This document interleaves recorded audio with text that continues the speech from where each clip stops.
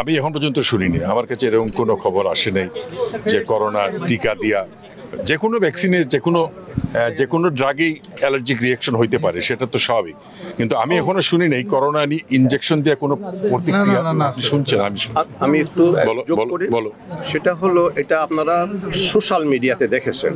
এ পর্যন্ত করোনার যে একজন মেইন মুখপাত্র ছিলেন প্রফেসর ফাউসি আমেরিকার, সেখান থেকে কোনো গবেষণার তথ্য বের হয়নি যে এটা অ্যালার্জিক রিয়াকশন করে।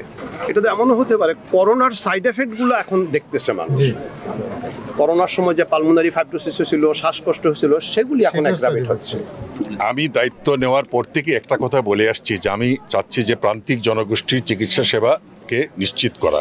আমি একটা জিনিস বিশ্বাস করি, কারণ আমি ওইখান থেকেই আমার জীবন শুরু করেছি, প্রান্তিক জায়গার থেকে, যে আমরা যদি এই জরুরি স্বাস্থ্যসেবা প্রান্তিক এলাকা এবং অন্যান্য স্বাস্থ্যসেবার উন্নতি করতে পারি, তাহলে আমরা শহরের চাপ কমাতে পারবো এবং চিকিৎসা ব্যবস্থার উন্নতি করতে পারবো। সুতরাং আমি এই লক্ষ্যে কাজ করে যাচ্ছি, যে জন্য আমি ঘুরে বেড়াচ্ছি সারা বাংলাদেশ। আমি দেখি কোথায় কি আছে, আমি চেষ্টা করব এগুলোকে অবশ্যই উন্নতি করার। মাননীয় মন্ত্রী মহোদয় সিলেটের প্রত্যন্ত রুরাল হেলথ সেন্টারে চাকরি করে তারপরে এই বার্ন হসপিটালে আসছে। তখন কিন্তু এরকম গাড়িগুলো ছিল না, আমি কিন্তু নৌকায় গেছি, আমি সাইকেলে গেছি, আই নো এভরিথিং। সুতরাং কমিউনিটি ক্লিনিকের সংখ্যা বাড়বে কিনা? বাড়বে, ডেফিনেটলি বাড়বে। অবশ্যই 18,000 পর্যন্ত পৌঁছবে। ভালো থাকেন আপনারা। জয় বাংলা।